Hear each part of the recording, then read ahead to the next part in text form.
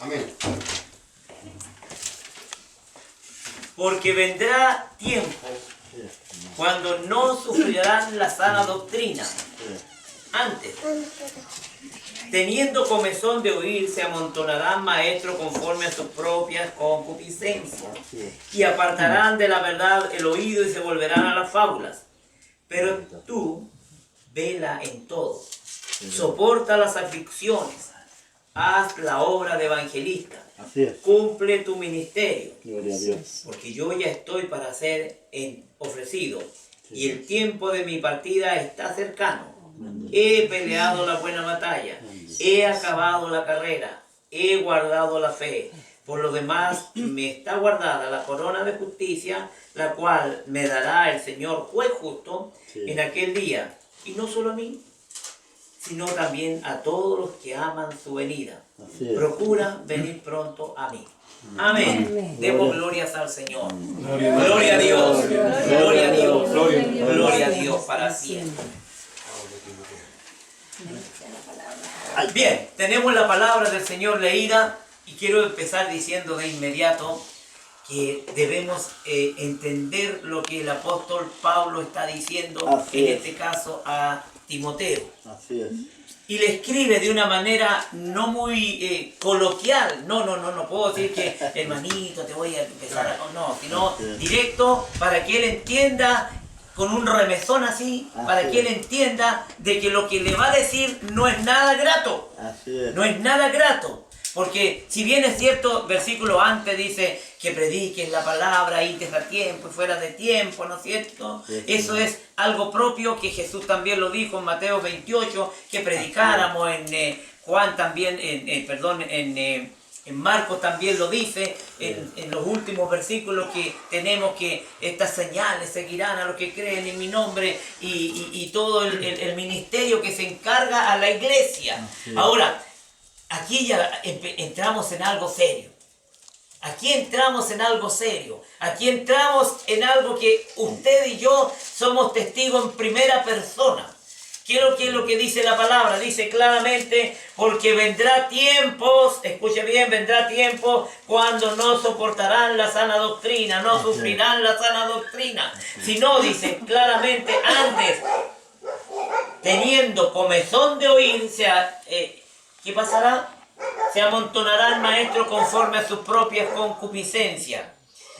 Y el Señor Jesús en Mateo 24 le dice a sus discípulos cuando los reúne por ahí en un sector, le dice, vengan para acá porque le voy a dar algunas instrucciones. Alguien le preguntó, Jesús, ¿cuándo serán estas cosas? ¿Qué señal habrá de tu venida? Y usted entiende perfectamente que Jesús tenía intenciones de conversar con sus discípulos, pero no les iba a decir, bueno, yo los voy a librar de todas estas cosas. No, todo lo contrario, les dice en algún momento, yo los envío como ovejas en medio de lobos. Amén. Yo los envío a ustedes como ovejas en medio de lobos. Y esta realidad es una realidad que en el día de hoy es más vigente que hace un par de años atrás.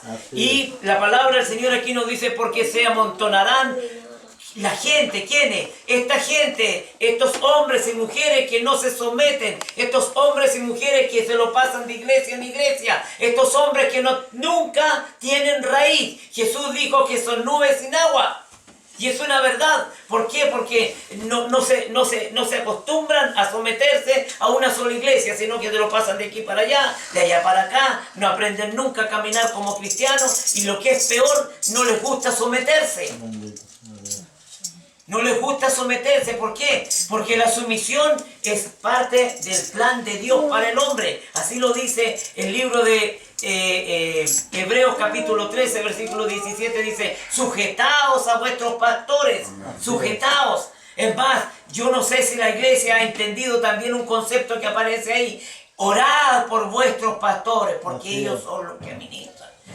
Lo que menos hace la iglesia, se preocupa de esto, de esto otro, pero nunca se preocupan de hacer Mire, yo escucho la oración de los hermanos, generalmente se acuerdan del tío, de la tía, del auto, de la casa, se acuerdan hasta del perro, del gato, de todo, pero jamás hay hermanos que yo pongo el oído ahí, en qué momento ora por su pastor. No hay oración por el pastor. Qué triste. Y es lo que más la iglesia debiera hacer. ¿Por qué? Porque ¿dónde está el peligro? En que el hombre de Dios, la mujer de Dios sea tentado. Y uno dice, no, que, no puede ser, no es que está más cerca de Dios. No, es un humano. Así es. Es un humano y está propenso a caer. Y aunque uno ore, aunque uno clame, muchas veces está expuesto a caer en tentación. Y quien tiene que preocuparse de que esto no ocurra es la iglesia, que dice amar a su pastor. Amén. Por lo tanto, dice, vendrá tiempo. Y este es el tiempo, hermano. Lamentablemente usted ve día por día cómo se levantan hombres y no, yo me voy enojado con el hermano Mauricio porque el hermano Mauricio me miró mal y andaba de terno azul y a mí no me gusta el azul. Me voy. Se acabó el asunto. Y levanto mi nidito por allá y empiezo a predicar que los de azules no entran aquí, solamente los de camiseta blanca con una cuestión aquí. Entonces, ya, y empiezan, ¿no es cierto?, a seguirle gente a ese. Después de ahí hay uno que dice, no, a mí no me gusta el blanco, me gusta el amarillo y con una franja negra que al medio, listo, ya está. ¿Ah? Ya. Y así sigue la cosa, ¿o no? Amén. Lamentablemente así se está dando hoy día en las iglesias, hermano, y se proliferan por aquí, por allá, y eso es una herramienta sutil de Satanás con la cual muchas veces nosotros nos equivocamos, porque alguien dice, no, es que Dios quiere que propaguemos el evangelio. Pero ¿de qué clase de evangelio? Si yo voy saliendo mal de mi iglesia, ¿cómo puedo llevar un evangelio en el cual yo mismo no soy ejecutor de lo que estoy predicando? Claro. ¿Qué clase de evangelio es el que yo, primero que nada, llegan los hermanos y empezamos a trabajar en la obra? Hermano, tenga cuidado con ese pastor. Hermano, tenga cuidado con este. Bueno. No, pues nosotros somos para predicar el evangelio y traer almas a Cristo. Ahora, ciertamente ese hombre o ese otro hombre cometerá sus errores, tendrá sus fallas. Ese es problema de él con Dios, no es conmigo ni con nuestra iglesia. Amén. ¿Qué función nos corresponde a nosotros? Hablar de la palabra, como lo dijo usted hace poco. Dice, que prediquen la palabra, que intes a tiempo y fuera de tiempo. Luego también como pastor uno tiene la obligación de enseñar y corregir y doctrinar a su iglesia. Y eso es parte del propósito del Señor. Pero, ¿cuál es la primera misión? Aprender a caminar en este evangelio. Aprender a caminar en este evangelio. No es fácil, no es fácil. ¿Por qué? Porque el enemigo, cada vez que usted se pone de pie y levanta su mano y glorifica a Dios, él sabe que usted es un enemigo de él. Él lo reconoce como enemigo. Y no va a venir a lo mejor de una manera de frentón ahí con su buena horquieta, ¿no es cierto? No va a venir y así yo soy el diablo. No. Se le va a presentar de distintas maneras. Va a venir en alguna ocasión en que va a tener algún tipo de intercambio con alguien de palabra y lo primero que va a aparecer va a ser el humano, no va a aparecer el Hijo de Dios. ¿Ah? Mire, yo lamentablemente he visto tantas cosas en esto. Por ahí una hermana fue al baño y tropezó en una esquina de los sillones ahí y se le olvidó que era cristiana. ¿Ah? Claro. ¿Se da cuenta? Entonces, el enemigo anda presto. Por eso es que dice la palabra del Señor que anda como león rugiente, viendo a quién devorar. Entonces, claro, agazapado, como dice la alabanza. Entonces, querido hermano, querida hermana, qué importante que nosotros entendamos esta verdad. Nosotros tenemos que estar vigilantes, porque nuestro Señor y Salvador viene a buscar una iglesia limpia, santa, pura, que vive en una santidad plena. Por eso cuando la hermana, Dios empieza a tratar con ella y empieza a trabajar de tal manera que empieza a reposar su espíritu en ella, ella debe entender que hay cosas que a lo mejor hasta hace un rato atrás practicó. A lo mejor hay cosas que es parte de su vida diaria, pero hoy día tiene que entender que ahora ya no vivo yo, sino Cristo vive en mí. Ahora, como dice el apóstol Pablo en el libro de Romanos capítulo 8, dice, de modo, ¿no es cierto?, que, como dice, ya se me olvidó tanto. Sí, 8.1. Espérese, no, si yo se lo voy a leer, porque dice claramente, 8.1. 8.1, no, si ya lo tengo. Dice, Ahora pues ninguna condenación hay para los que están en Cristo Jesús, los que no andan conforme a la carne. ¿Por qué? Porque toda la estructura de la carne es a perdición. Amén. A perdición, no hay vuelta. Dice, el que siembra en la carne, dice más adelante el mismo capítulo, cosechará corrupción, más el que se siembra en el Espíritu cosechará vida eterna. Por lo tanto, importante es, hermano y hermana, que nosotros aprendamos a vivir como cristianos y a vivir como gente, como dice el apóstol Pedro, dice, nación santa. Amén. Pueblo adquirido por Dios. Amén. Amén. Nosotros tenemos que dar ese brillo de hijos de Dios. Tenemos que dar ese brillo de hijos de Dios. ¿Por qué? Porque nosotros somos gente especial. Somos gente que el Señor tiene aquí en esta tierra para un tratamiento especial. Amén. No es para que nosotros nos andemos involucrando en cosas que no corresponden. Mire, lamentablemente, creo que lo conversábamos con alguien de la iglesia, comenzaba yo esto y decía, qué vergüenza da cuando en las noticias aparece gente ahí asaltando, robando, participando en estas cosas que pasaron hace poco. Cristianos, qué vergüenza. ¿Qué tipo de sal estamos dando? ¿Qué tipo de luz estamos dando? ¿Se da cuenta? Entonces, ahí me demuestran de inmediato que esa gente no está ni chamuscada todavía. Así es, Señor. ¿Se da cuenta? Por eso que es difícil servir a Dios, hermana y hermano. Es muy difícil, no es fácil. Por eso cuando yo lo menciono siempre esto y digo, no me gusta esa última frase que dice un Salvador allí en Jesucristo, y dice la última frase, qué fácil es llevar tu cruz. No es fácil, no es fácil, no es fácil. ¿Por qué? Porque, mire, conocemos, yo sé que usted y usted también, y todos los que estamos aquí conocemos, hermanos, que les cuesta. Mi hermana misma, mi hermana Evita, ella llega con su bastón acá, incómoda en su salud y todo, y llega a la iglesia. ¿Se da cuenta? Entonces, no es fácil. Y yo sé que en el caminar para acá ella no viene feliz de la vida con su bastón, viene con sus dolores, con sus malestares. Aparte de que también como persona de edad, ¿no es cierto?, tendrá hipertensión, tendrá diabetes, tendrá problemas de artritis, de artrosis. Entonces, no es fácil, no es fácil. ¿Se da cuenta? Por eso, hermano, hagamos honor a lo que estamos haciendo. Miremos al Señor y sirvamos y caminemos en sus caminos como corresponde. Acostumbrémonos a enraizarnos en nuestra casa de oración, donde participamos. No andemos de aquí para allá ni de allá para acá, porque eso no construye, eso no edifica, eso no habla de un cristiano, de la cristiana sólida y madura en el Señor. No, uno tiene que acostumbrarse a estar como corresponde, bien edificado ahí, firme en su casa de oración, y de ahí cuando haya que visitar vamos todos, cuando haya que salir salimos todos, no hay problema, pero eso es parte de un desarrollo y un crecimiento y una madurez espiritual. Dios nos ayude, Dios nos bendiga, dice, porque vendrán tiempos. Ya estamos en estos tiempos. Oiga, qué triste y lamentable es cuando un muchacho de 18 años es capaz de casi parar a todo un país en una situación que para muchos es asombrosa. Se da cuenta un cabro que se para en televisión y dice que nuestros compañeros allá en Venezuela. Eso es anarquismo. Eso es anarquismo. Eso no corresponde en una situación de una sociedad civilizada. Pero ¿sabe por qué ocurre? Porque la iglesia dejó de orar. La iglesia dejó de ayunar. La iglesia se despreocupó tanto de su verdadera misión. Pero sí estábamos moviéndonos para allá y para acá con harta emoción. Eso sí, nos gusta harto el merengue dentro de la iglesia y el reggaetón y todas esas cosas. Pero el buscar a Dios, ¿dónde está? ¿Dónde está la oración? ¿Cuántas veces oramos? ¿Cuántas veces ayunamos? Eso la iglesia ya nos enseña. ¿Cómo le vamos a enseñar eso a la iglesia? No hay que adelgazar. No, por hermano.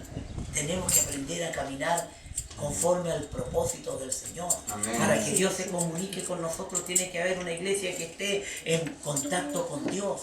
Para que una iglesia se comunique con Dios y Dios se comunique con la iglesia, tiene que haber un fluir de comunión con Dios permanente. Fíjese que a mí me llama la atención mucho lo de las vírgenes fatuas.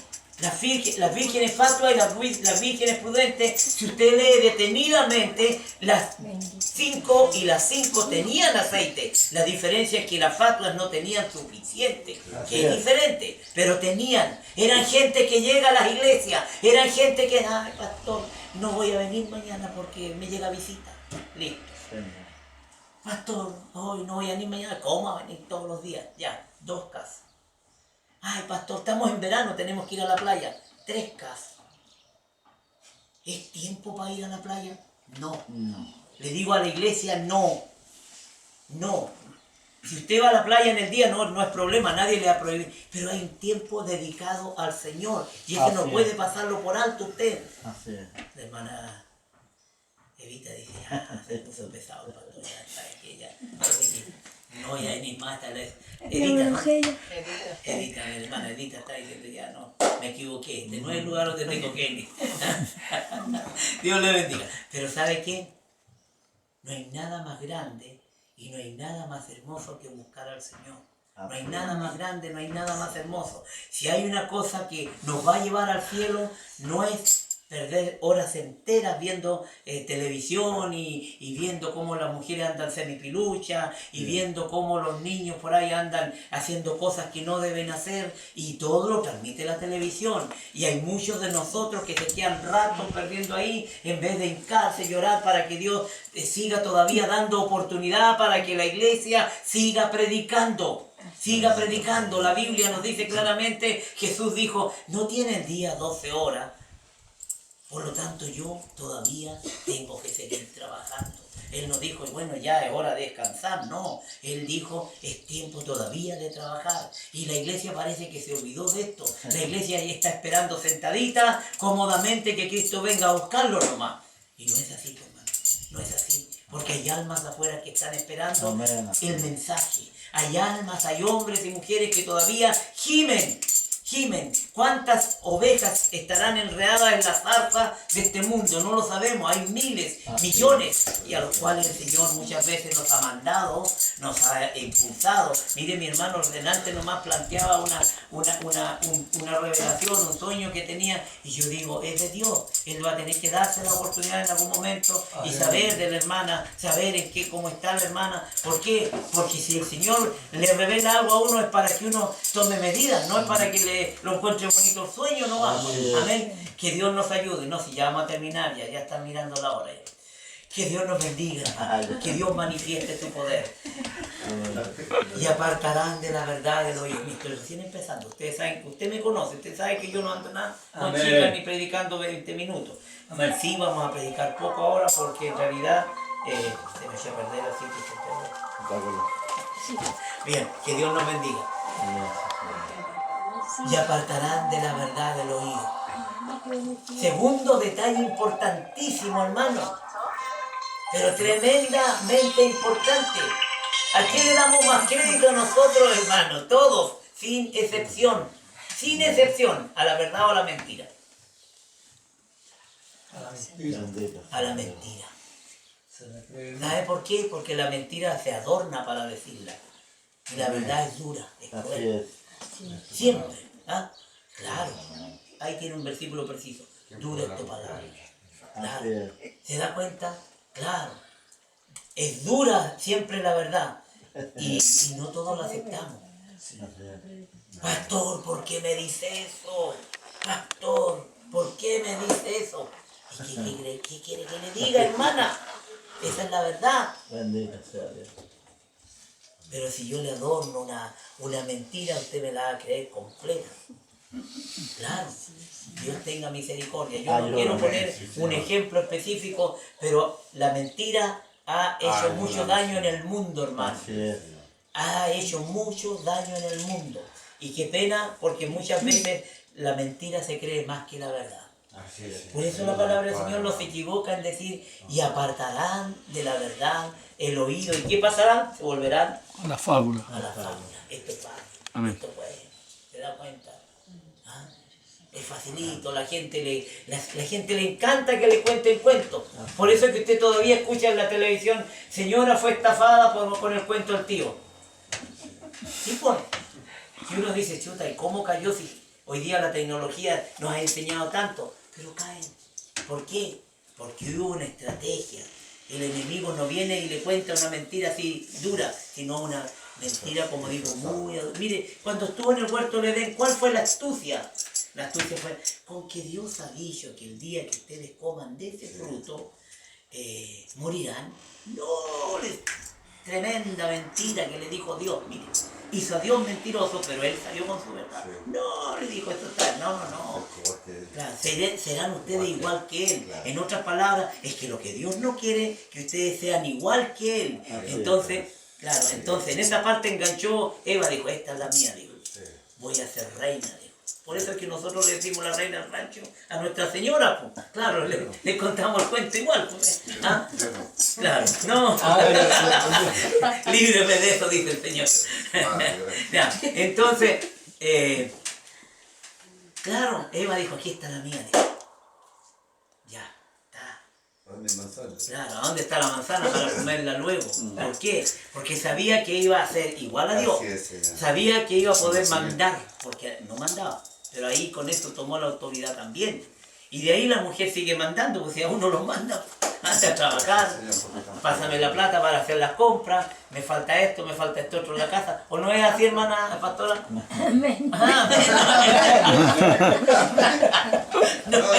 alta vergüenza, pero ya.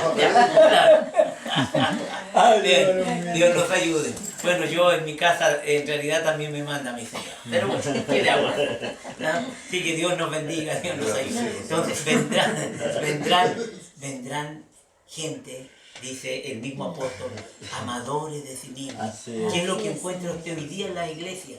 Encuentra hombres que quieren que les rindan culto. Mire, a mí me